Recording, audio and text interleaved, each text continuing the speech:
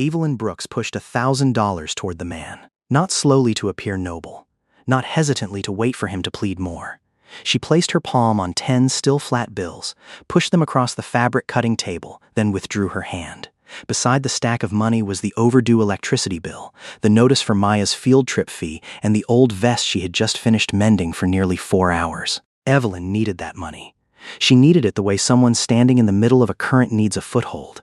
$1,000 could pay the remaining rent, keep the electricity on in the shop, buy new shoes for her daughter, and leave enough food in the refrigerator until the end of the month. She had calculated those amounts so many times that just by looking at the stack of money, each bill automatically appeared in her mind. The man did not react right away. He was in his early 50s, tall, with graying hair, a face calm enough that just by looking, no one would think he was standing before a decision that could take away the jobs of more than 200 people. He did not tremble, did not beg. He only smoothed the edge of the top bill, a gesture too careful for someone trying to prove that he still controlled at least one thing that night. "My work has a price," Evelyn said, "but this $1,000 is not the price of the jacket.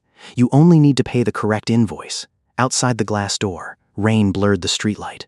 The clock on the wall had just passed 1 in the morning.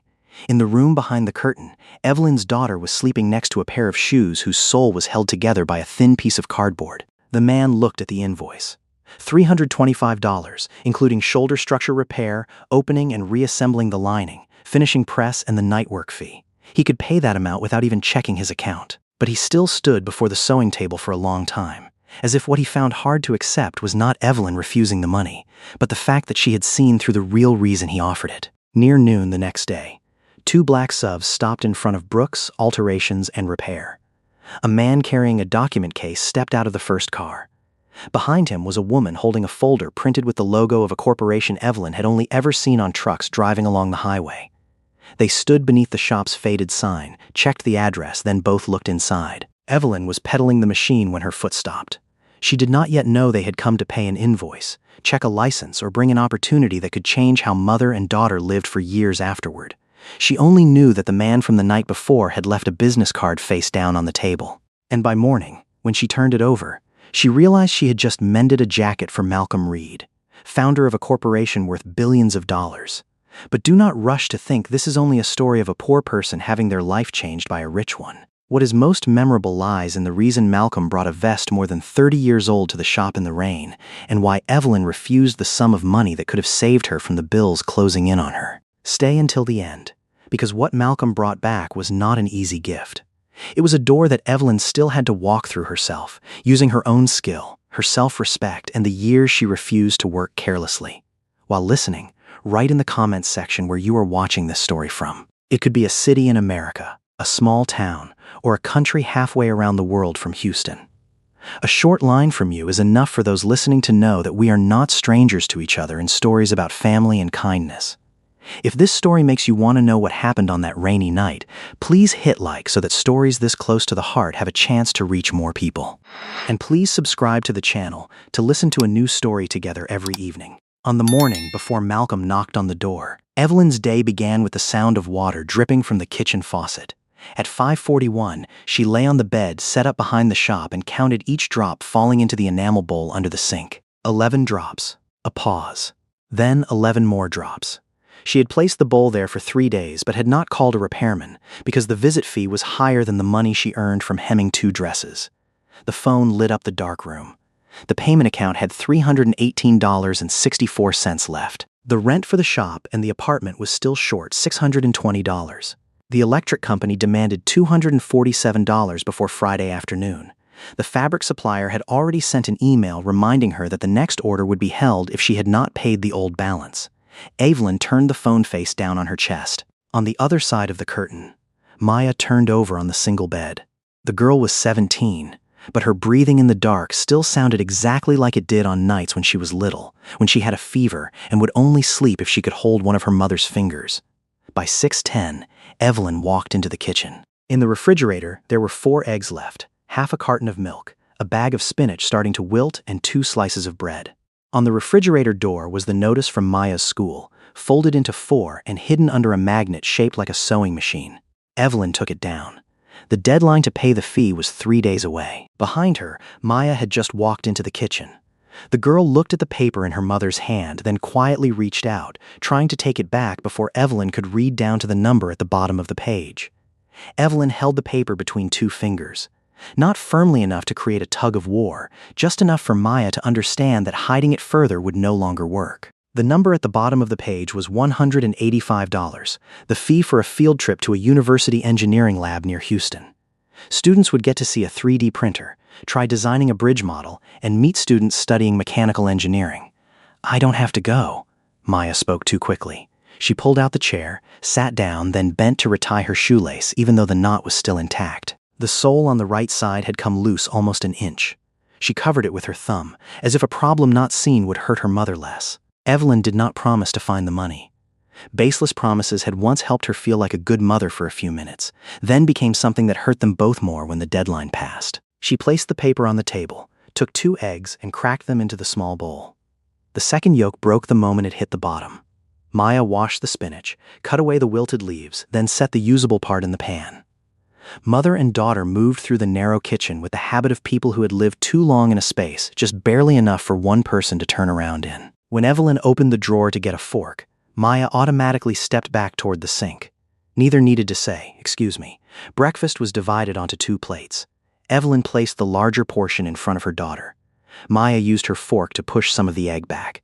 She did not look at her mother, and Evelyn did not push it back again. Between them were unspoken negotiations, carried out through each spoonful of food, each time the lights were turned off early, and each school notice folded small.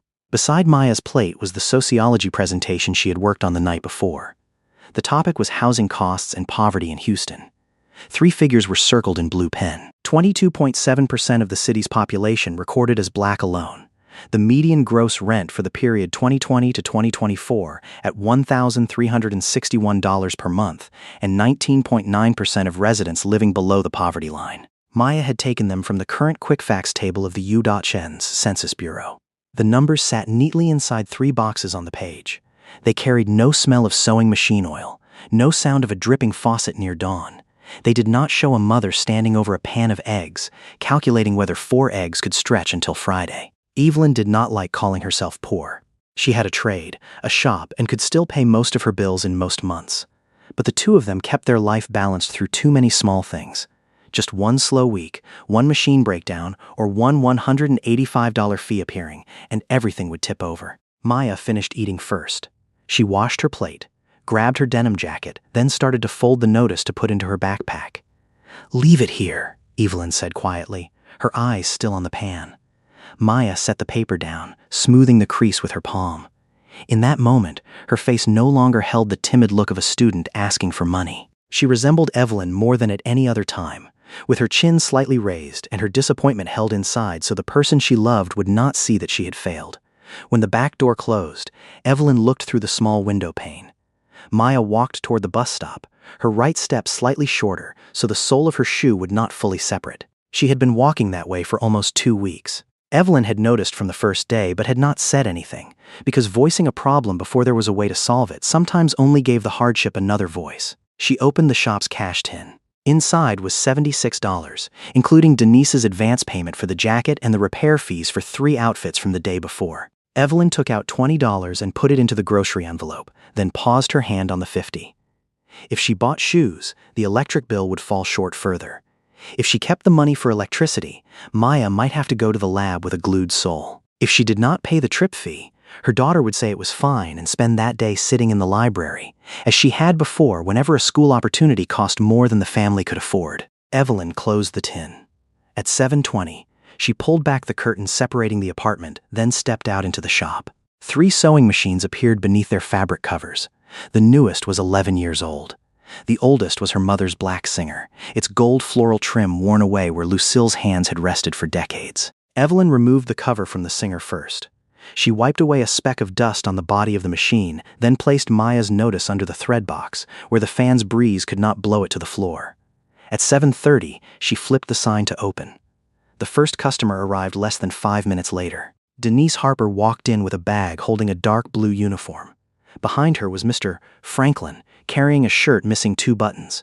Before Evelyn could take her first sip of coffee, The phone on the desk buzzed, the screen showing the electric company's name, while outside the door, another woman was carrying 3 pairs of pants that needed hemming before the weekend. Evelyn looked at the phone screen for another beat, then picked it up. The woman on the line read out the account number and the overdue amount in the flat tone of someone who had repeated the same notice too many times. If $247 was not paid before Friday afternoon, the shop's electricity could be cut off. "I'll take care of it." Evelyn did not ask for more time. She had already been granted one extension the month before, when the serger's motor burned out and took nearly all of the money set aside for the bill. Self-respect could not turn the lights on, but she still did not want to turn her voice into a plea before someone who had no power to change the rules. Denise set the uniform bag on the table. She worked in an elementary school cafeteria where staff had to buy their own clothing in the correct color. The dark blue shirt was loose at the shoulders after she lost weight from switching to walking. Evelyn quoted $32. Denise took out 2 $20 bills. Evelyn handed back $8, but the older woman closed Evelyn's hand around the change. Evelyn still tucked it into Denise's shirt pocket, then zipped it shut. "You can't raise a child by winning every argument." Evelyn let out a small laugh. It lasted only a second, but was enough to lighten the morning. Denise did not need to be pitied. She paid the full price, did not ask for a discount, and did not want to help Evelyn by making her feel indebted. Between them was an unspoken rule. Whoever was still standing steady did not pretend to be falling just so the other person could feel useful. Mester. Franklin brought the jacket he had worn to his son's wedding, his granddaughter's graduation, and nearly every church service for 12 years. 2 spare buttons were still sewn on the inside of the jacket flap. Evelyn replaced the button, reinforced the other 2 as well, then wrote $6 on the ticket. The price was lower than the listed rate, but still enough for him to understand this was work, not charity. By 9 o'clock, the shop was full of the sound of machines. Evelyn hemmed 3 pairs of pants, replaced a zipper on a dress, and marked the waist area needing alteration on Denise's shirt. Every item demanded precision. A seam off by half an inch could make a pant leg twist while walking. A stitch pulled too tight could pucker the cheap fabric that a customer could only afford to buy once. Maya texted her mother during the break between classes. Her discounted student bus card had only $3 left. Under the current Houston Metro fare, a local bus ride normally cost $1.25, while students with a discount card could ride for 60 cents. $3 meant 5 rides. Not enough for the full week if Maya still had to go to the library or the engineering club. Evelyn transferred $6 onto her daughter's card. The amount was small enough that many people might forget it in their pocket. For the 2 of them, it had to be recorded. Near noon, Lucille called from Louisiana. Her voice was weaker than before, but she could still recognize the sound of the singer through the phone. Evelyn set the phone on the thread shelf, continuing to feed fabric under the presser foot while her mother asked if it was still skipping stitches on the curved seam. Lucille used to teach sewing using scrap fabric from a uniform factory. She made Evelyn undo a seam 10 times if the wrong side still looked messy. When Evelyn was 13 and complained that no one paid extra for a seam hidden on the inside, Lucille had set down her scissors. "You do it right, not because people can see it." That sentence followed Evelyn through her years working for others, through the day she took over the shop, and through every time she had to choose between working fast to earn more or working correctly to keep her name from becoming worth less than what she was paid. In the afternoon, customers grew fewer. Evelyn finished Denise's shirt, took care of 2 more unscheduled items, and recorded the day's total revenue, $143 before expenses. After subtracting thread, zippers, electricity, and materials, the number shrank very quickly. Maya came home at 4:20. She took off her shoes by the curtain, then wedged a thin piece of cardboard under the peeling sole. Evelyn saw it but said nothing. She pulled the field trip notice out from under the thread box, set it beside the calculator, and began writing down the amounts owed. By 8:40, Maya was doing homework behind the curtain. The street outside the shop had grown quiet, and rain had begun tapping on the tin roof in scattered beats. Evelyn was still sitting in front of the last dress, trying to finish the zipper for which she had already received a deposit. At 8:58, a knock sounded at the door. The first 3 knocks came in quick succession. A short pause. Then the hand outside knocked again, this time softer but firm, while the silhouette of a tall man appeared under the streetlight blurred by the rain. Evelyn looked up from the zipper she was still stitching. The needle remained lodged in the blue fabric. Maya stepped out from behind the curtain, still holding a pencil. Evelyn signaled for her daughter to stay still. She did not open the door right away. The shop had been closed for nearly an hour. The street was empty, the rain thick enough that the light across the way was only a blurred yellow halo. The man outside stood upright under the narrow awning, one hand holding a garment bag, the other hanging at his side. He did not pound on the door, did not look inside with a demanding air. He simply waited. "Excuse me," he said through the glass. "I need you to take a look at a jacket." Evelyn looked down at his hands, then out at the street. A black sedan was parked close to the curb. A driver sat in front, the interior light on. There was no absolute guarantee of safety, but neither was there anything that made her feel she needed to call the police or push her daughter into fear. She opened the door a crack, keeping the latch on. "The shop is closed," the man nodded. He was in his early 50s, hair graying, his face calm but tired. Not the tiredness of someone who had just run through the rain. It was the exhaustion of someone who had held themselves upright for too long. He opened the garment bag. Inside was an old charcoal-colored suit, narrow lapels, the fabric thicker than modern suits. The right shoulder had come apart at the seam.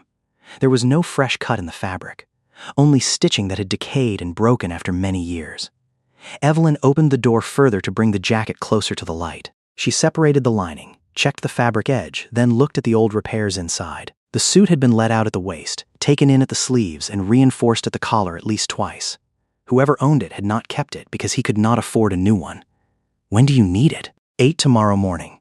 It can be repaired, but it can't be rushed." The man did not haggle. He only asked whether the shoulder seam could hold up through a full day of meetings.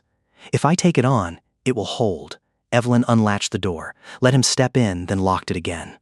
Maya still stood near the curtain. The visitor apologized for wetting the floor, used a tissue to wipe his shoes himself, then set the garment bag on the table with both hands. His name was Malcolm. He did not give a last name. Did not mention a title. He only said that the next morning there was a meeting related to a factory in Houston and he needed to wear this exact suit. Evelyn turned on the gooseneck lamp, examining it more closely. The top of the right sleeve needed to be nearly fully undone. The lining needed to be opened separately. The fabric edge needed to be reinforced with a thin interfacing, then reassembled along the original curve. Finally, it would need low-temperature steam pressing since the fabric was aged. About 4 hours. The night work fee is charged separately. Malcolm nodded. He took out his wallet, counted out $100 bills, and set them on the table. $1,000. Please make it your priority.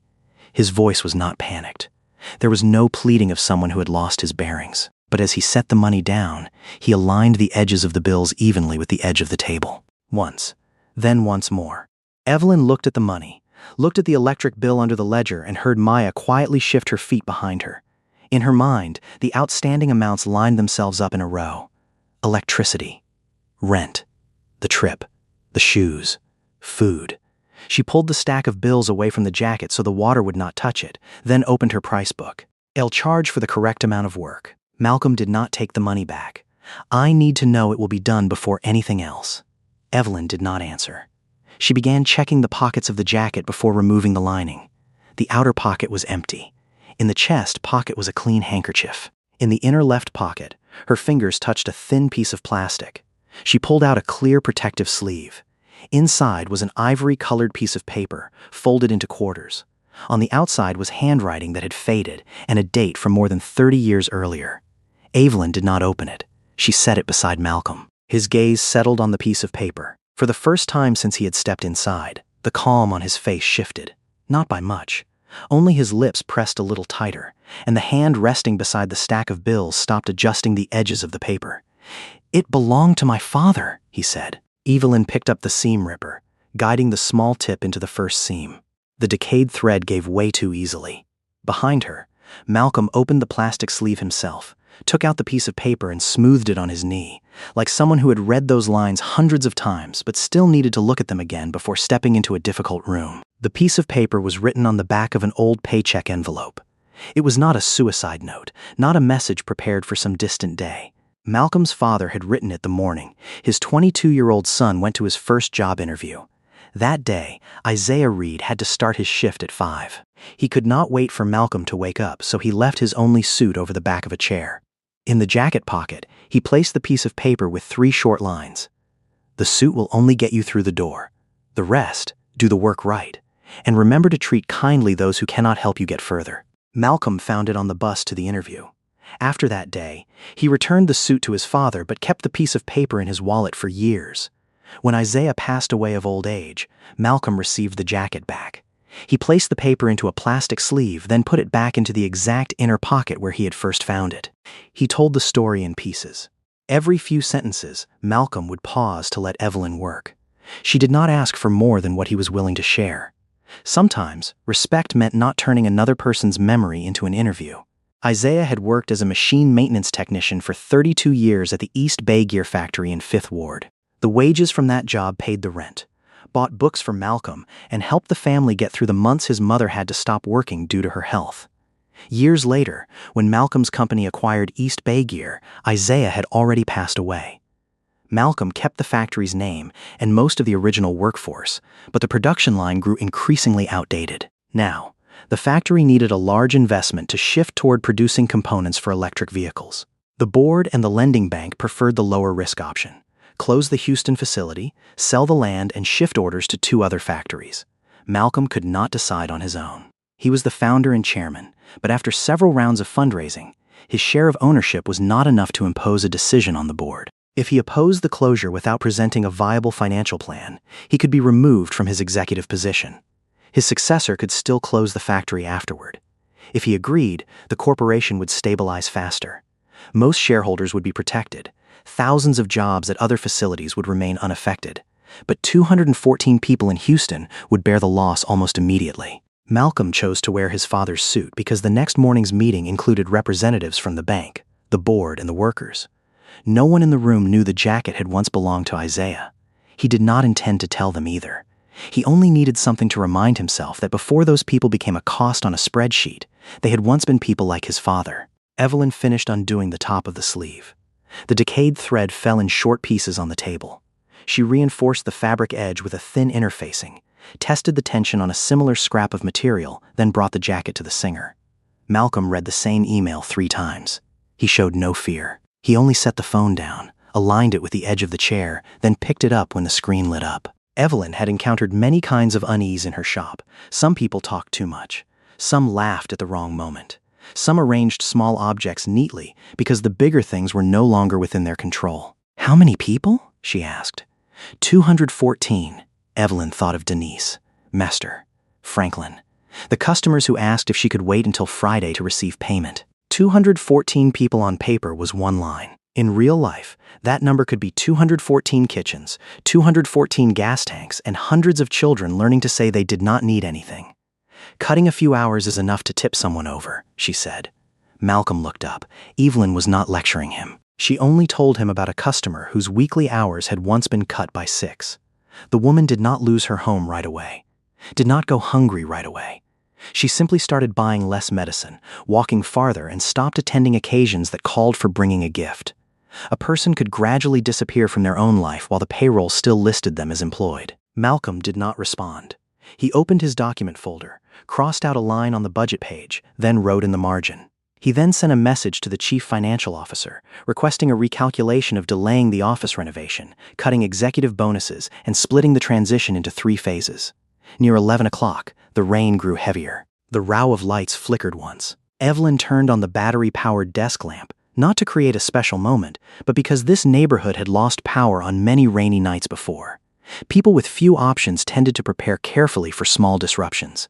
She continued stitching the curve of the shoulder seam.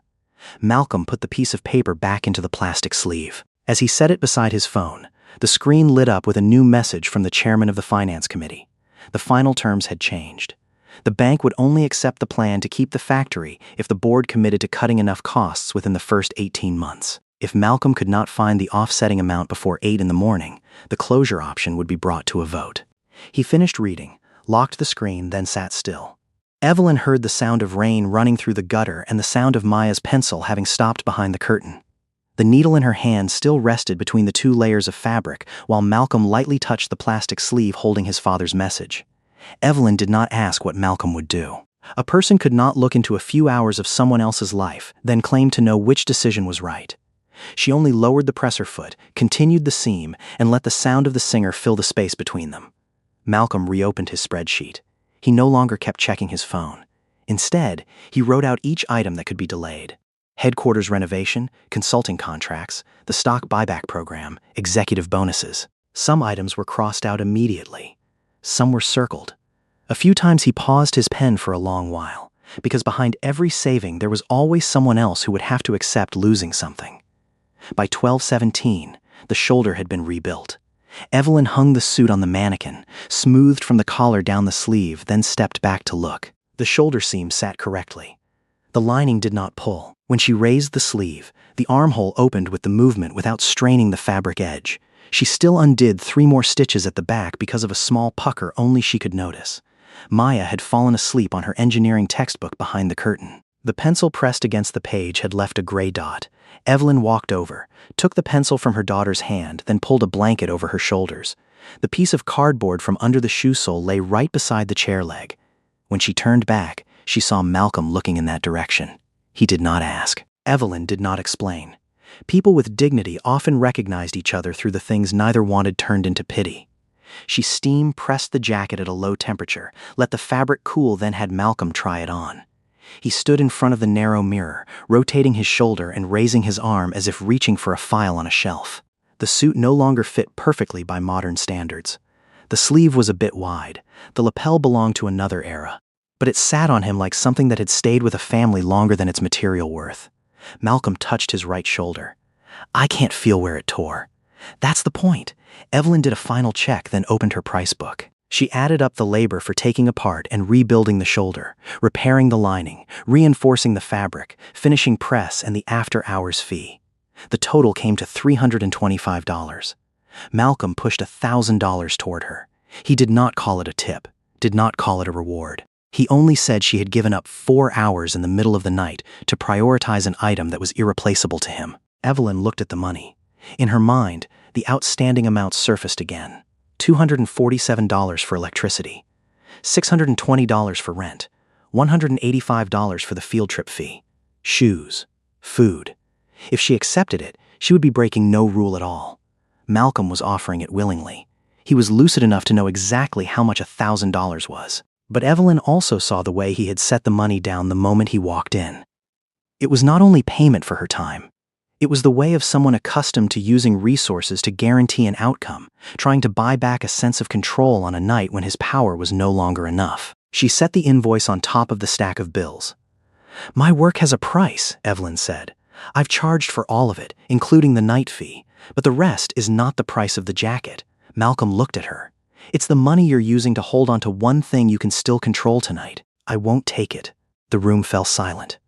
Malcolm was not offended, nor did he try to prove that Evelyn had misread him. He only looked at the invoice for a moment, then put the money back into his wallet. He took out a business card, turned the side with his title face down, and wrote his personal phone number on the blank side. Before setting it on the table, he took Isaiah's piece of paper, placed it into the inner pocket, then ran 2 fingers gently over the seam Evelyn had just repaired. "I'll pay exactly what the invoice says." Evelyn nodded. There was no promise of repayment, no line about how he would not forget. The two of them simply shook hands like a tradesperson and a customer who had each completed their part. Malcolm left the shop at 1:12. The sedan pulled away from the curb, its red taillights shrinking in the rain. Evelyn locked the door, turned off the sign, then looked at the empty table where $1,000 had just been. As the adrenaline faded, her hands began to ache. She sat down in the chair, lowered her head, and cried very quietly, not entirely out of regret, but because doing what she believed was right did not make the bills any lighter. Maya stepped out from behind the curtain. She did not ask why her mother had refused the money. She went into the kitchen, poured warm water into the enamel bowl, then knelt in front of the chair. Evelyn placed her swollen red hands into the water. Maya held the bowl steady so it would not slip, her head bowed low, her braided hair falling over her shoulder. The next morning, Malcolm's meeting began at 8, near noon, as Evelyn was mending a sleeve for Denise. The sound of 2 large engines idling together rang out right in front of the shop. Evelyn looked up from the sewing table. The clock read 11:43. 2 black SUVs pulled up close to the curb, taking up almost all the space in front of Brooks, Alterations, and Repair. Maya was at school. On the kitchen table, she had left half a slice of bread under an upturned cup and a note. "I glued the shoe back together. Don't worry, Mom." Evelyn had read it twice before opening the shop. The business card Malcolm had left was still under the price book. She had only turned it over that morning. The printed line made her sit down. Malcolm Reed, founder and chairman of Reed Mobility Group. Evelyn did not follow business news. She only knew the corporation's name because trucks with the Reed logo often drove along the highway, and because one of their factories was a few miles from the neighborhood. Only then did she understand why the man from the night before had a driver waiting in the rain, why his phone kept lighting up with messages from the board, and why $1,000 had come out as easily as someone else pulling out a few loose bills. The door chime rang. The man who stepped in first introduced himself as Daniel Cho, legal counsel. The woman following him was named Lena Price, in charge of procurement and local suppliers. They handed over business cards, then Daniel set an envelope on the counter. Inside was a check for $325, not a cent more. The memo line read, "Payment for emergency suit repair invoice." Evelyn checked the date, the business name, and the signature. Part of her relaxed because Malcolm had understood. Another part stayed alert. Corporations did not send legal counsel and a procurement director all the way to a small shop just to deliver a payment that could have been mailed. Daniel explained that Malcolm had asked them to stop by after the meeting. First, to make the payment. After that, if Evelyn agreed, Lena wanted to conduct a preliminary review to see whether the shop qualified to join the local supplier list. There was no contract, no firm promise, only a 4-page form about licensing, insurance, equipment, and capacity. Evelyn said plainly that the shop's liability insurance had lapsed 11 days earlier. 2 machines ran reliably. The Singer was only used for difficult fabric and fine stitching. If she took on more than 30 items a week, she would need to hire help. Lena took notes but showed no pity. She checked the electrical outlets, asked about the process for keeping measurements on file, and asked permission to look at a few finished pieces. Evelyn opened the wooden cabinet behind the counter, where hundreds of customer tickets were sorted by name, repair date, and garment type. The system was old but clear. Each ticket noted uneven shoulders, sleeve length, fabric type, and specific requests. Denise walked in to pick up her jacket right at that moment. She looked at the 2 strangers, then at Evelyn, but did not ask. Evelyn helped her try it on, adjusted the collar, and picked a loose thread off the shoulder like it was an ordinary morning. "Looks better than the person wearing it," Denise said, trying to ease the tension in the room. Daniel gave a small laugh. So did Lena. Evelyn simply zipped up the jacket for her friend, then collected exactly $32. After Denise left, Lena explained that Reed Mobility was looking for a small facility in Houston to handle uniform repairs that their larger supplier often delivered late. Evelyn's shop was not yet qualified. The insurance would need to be reinstated. The equipment would need a safety check. Capacity would need to be proven through a trial batch. "So why me?" Evelyn asked. Lena did not say it was because Malcolm owed her something. She said he had worn the suit through the entire meeting and had asked the procurement department to review the craftsmanship of whoever had repaired it. The process still had to be carried out the same as with any other supplier. Outside the glass door, a black sedan turned onto the street. Malcolm stepped out, still wearing the charcoal suit. The right shoulder sat flat as he raised his arm to close the car door. In his hand was a folder tied with a green string. There were no reporters, no assistant holding an umbrella. Only a man who had just left a meeting that had lasted more than 3 hours, wearing his father's suit. He walked into the shop, looked at the check on the counter, then looked at Evelyn. "You accepted the correct invoice," Evelyn nodded. Malcolm sat down in the plastic chair from the night before. He set the folder on his knee, took off his glasses, then gently rubbed the bridge of his nose. When he looked up, the tiredness was still there, but the tension that had made him straighten every object within reach was gone. "The factory isn't closing," he said. Daniel closed the door. Lena set down her pen. Evelyn still stood beside the Singer, waiting to hear the cost that a statement like that always had to carry with it.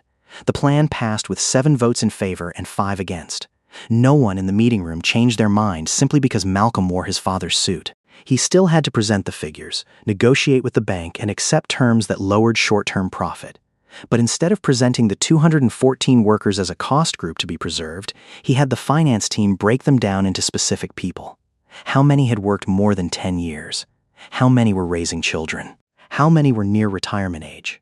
How many families would lose insurance if their shifts were cut below the eligible threshold? Malcolm proposed delaying the headquarters renovation, reducing executive bonuses for 2 quarters, and splitting the line replacement into 3 phases. 19 vacant administrative positions would not be refilled. 1 consulting project was halted. The board also required Malcolm to commit to staying on as CEO through the full 18-month transition, even though the outcome could affect his own position. Not everyone was shielded from change. Shifts would be restructured. Some workers would need to learn new skills. But none of the current 214 people were laid off under the closure plan, and the training period would be paid. Malcolm told the story briefly. He did not say Evelyn had saved the factory. That would have been both untrue and would have turned months of negotiation by many people into a fairy tale. "You didn't give me a solution," he said. "You reminded me to ask the question again." Evelyn looked at the suit. In the inner pocket was Isaiah's piece of paper, but no one else in the room knew that. She understood what Malcolm meant. The night before, she had not told him to fight the board or sacrifice the company. She had only shown him that a person could have their life taken away piece by piece before their name ever disappeared from the payroll. Malcolm did not hand over another check. He did not offer to pay for Maya's tuition. He only set down on the table a letter of interest, confirming that Reed Mobility was willing to consider Brooks' alterations for a pilot program if the shop passed the supplier review. "This isn't repayment," Evelyn said. "No," Malcolm replied. "Repayment was the $325 check. This is a business opportunity. You're free to decline it." Lena left behind a list of requirements, then arranged to return in 5 days. Evelyn needed to reinstate her insurance, have her 2 main machines inspected, and complete a trial batch of 12 uniforms. The company would pay for the trial batch regardless of whether it passed. Those 5 days were not easy. Evelyn used most of the check and the money in the cash tin to pay the insurance premium. She had a technician check the wiring on the pressing machine, then had to replace a part worth $86. Denise came by after her shift, helping measure and label without taking payment. Evelyn still wrote down her hours in the ledger, promising to pay her properly if things worked out later. The trial batch was delivered on time. Lena returned 2 pieces because the name labels were off by nearly a 1/4 inch. Evelyn and Denise took them apart, redid them, then made a cardboard template so every later label would sit at the same height. The following 3 days brought no news. Evelyn kept mending dresses, replacing zippers, and calculating Maya's bus fare. She did not tell customers about the corporation, did not call Malcolm. An opportunity not yet signed could not be used to pay a bill. On the 9th day, Lena sent over a draft 6-month pilot contract. Evelyn did not sign it at the shop. She brought the document to a small business assistance center, sat for nearly 2 hours with an advisor, and marked everything she did not understand. The contract specified a maximum of 40 units per week, payment within 15 days after invoice approval, and allowed termination with 30 days' notice. The company could advance money for equipment purchases, but that amount would be deducted transparently through each invoice. Reed Mobility was permitted to identify Brooks Alterations as an approved supplier, but could not use Evelyn's name, images of the shop, or the story of that rainy night for advertising without written consent. That clause had been added at Malcolm's request. When Lena came back, Evelyn asked about each item. Who would bear the cost if the initial measurements from the company were wrong? How canceled orders would be handled after she had already bought materials? What return rate would trigger a contract review? Daniel responded in writing. 2 clauses were revised. 1 clause was kept as is but explained more clearly. In the end, Evelyn pointed to the pricing sheet. "I won't take this contract if it means paying workers' piece rate or below what I consider fair." Lena opened the cost projection. She calculated labor, material costs, and the minimum volume. The figure was enough for Evelyn to hire someone part-time, but only if she controlled the rate of rework and did not take on more than she could handle. Evelyn pulled her old ledger closer to the corporation's spreadsheet. She subtracted electricity, thread, insurance, tax, and the equipment advance. Her pencil stopped at the final line. For the first time in years, a number was not promising to make her rich. It only showed that the shop could stand on its own without Evelyn having to hold it up with her own life. She signed her name. The signature did not make the bills disappear. The first thing Evelyn did was pay $312 to reinstate the insurance. The second was buy Maya new shoes, not the most expensive pair, but sturdy enough that she no longer had to change the way she walked. The lab field trip still lacked funds until Maya herself asked her teacher about assistance available for students in difficult circumstances.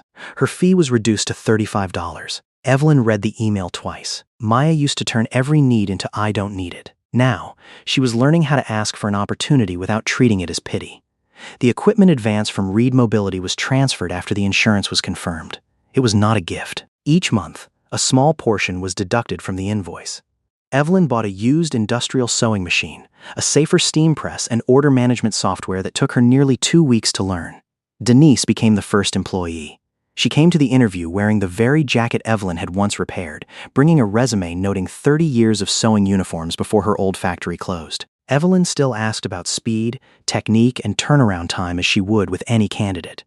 When she offered an hourly wage with a schedule of 25 hours a week, her voice stayed calm, but her hands under the table clenched until they ached. On the first payday, Evelyn printed the check twice because she had misaligned the margin. Denise took the envelope, checked the name, then tucked it into her pocket without opening it. "At least this time you won a useful argument," she said. After Denise left, Evelyn took the check stub, smoothed it flat, then placed it into Lucille's ledger. It was the first time the shop had paid someone else without her having to delay her own bills. In the second month, 12 uniforms were returned because the name labels were off standard. Evelyn made no excuses. She and Denise worked until nearly midnight, removing each label and resewing it. The next morning, she added the cardboard template to the process and recorded the cost of the rework in the ledger. By the third month, nothing was returned. Jordan Wells was hired for 15 hours a week. He had once studied fashion design but was working 2 jobs unrelated to the field. Jordan was fast, skilled, but tended to cut too close to the edge to save fabric. Evelyn made him undo a hem whose outer side looked perfectly fine. The person wearing it might not see it. Jordan turned the fabric to the wrong side, looked at the messy thread, then sat down to redo it. Evelyn heard Lucille's voice in her own words. A legacy did not have to pass through blood. Sometimes it passed through a young person learning to put their name into their work. Maya also applied to Reed Mobility's engineering internship program. Malcolm did not sit on the selection panel. Her application was reviewed alongside every other student's. In the interview, it was her bridge model built from recycled materials that got her chosen. The internship lasted 8 weeks and was paid. Maya used her first paycheck to buy a used laptop. The rest, she put into an envelope labeled college next to her mother's cash tin. 6 months after the night Malcolm walked into the shop, Evelyn checked the account and found $2,184 in savings after every bill for the month had been paid. She did not take a screenshot, did not call anyone right away. She only sat in front of the singer, hands resting on her knees, letting the feeling of no longer being knocked down by a sudden bill slowly settle into her body. That evening, Maya brought home the financial aid estimate from the first university that had accepted her. Mother and daughter attended an online counseling session, where the advisor explained that the federal Pell Grant for the 2026 to 2027 school year currently had a maximum of $7,395 and a minimum of $740, though the amount each student actually received still depended on their circumstances, application, and enrollment period. Maya did not yet know her final number. There was still a gap in tuition, but this time, Evelyn did not look at the gap as a wall. She wrote out every scholarship Maya could apply for, how many hours Maya could work without affecting her studies, and how much the family could save in a year. Afterward, she called Lucille. Her elderly mother did not ask about revenue, did not ask how much the contract was worth. She only asked if the singer still ran.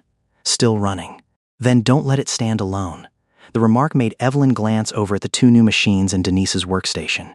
She understood her mother was not talking about the sewing machine. On a Saturday morning at the end of the month, Evelyn pulled a blank sheet of paper from the printer. She wrote in marker, "Free alterations for interview outfits, first Saturday of every month." Denise asked if she had accounted for the cost properly. Evelyn opened the ledger, pointing to an amount set aside specifically from profit. This time, kindness did not come out of the rent, the electricity, or Maya's shoes. It had a budget, a schedule, and a clear limit. She had just taped the sign onto the glass door when a woman stopped outside.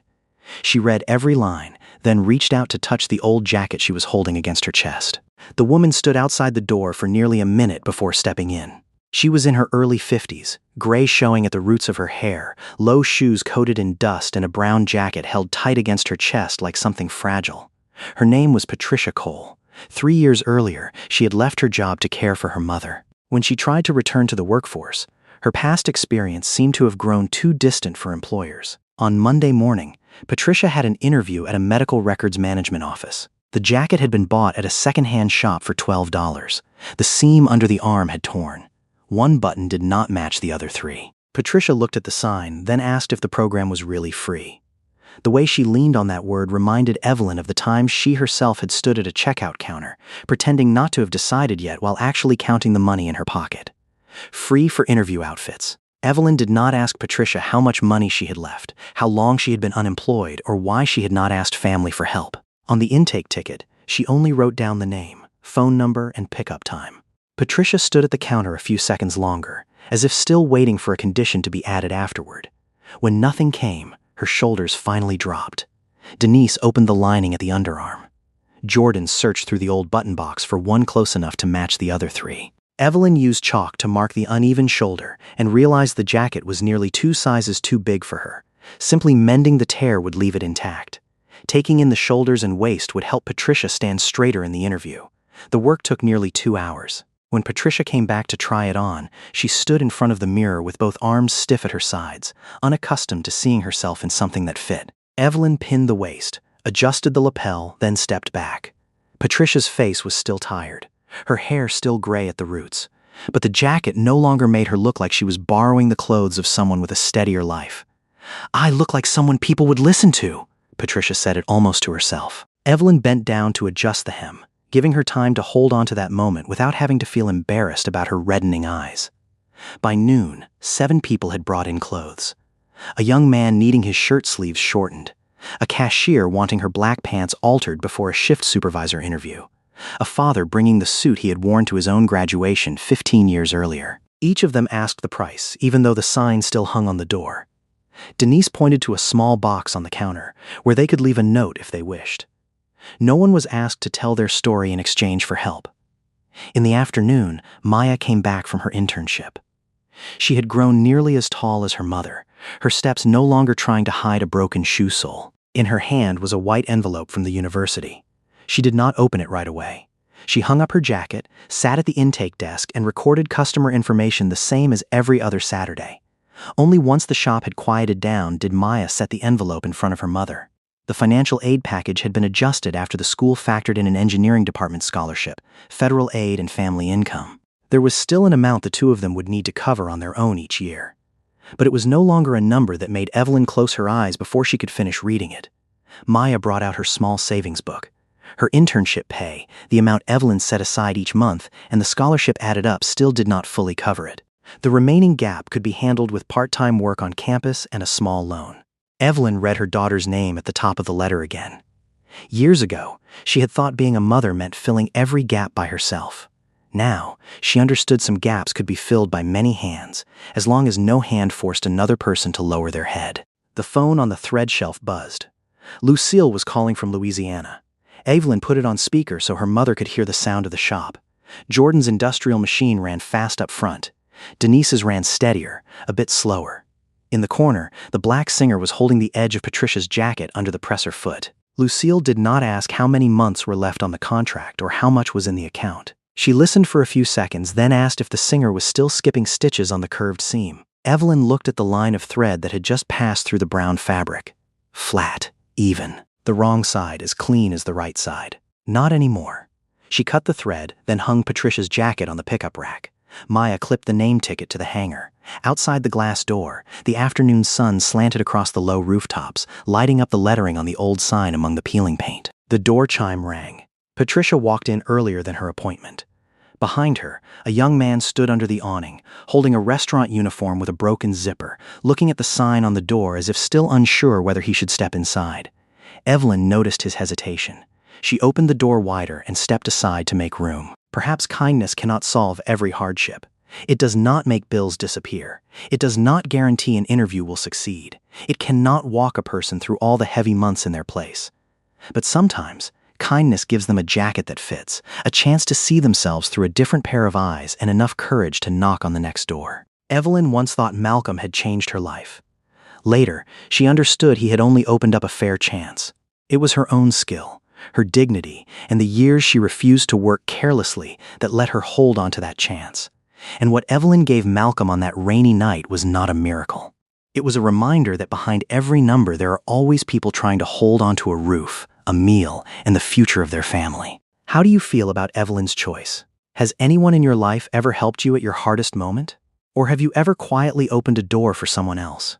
Share your story in the comments. Even a small experience of yours could become a source of hope for someone who needs to be heard. Thank you for staying until the end of this story. May you always hold on to kindness without losing sight of your own worth. See you again in a new story tomorrow evening.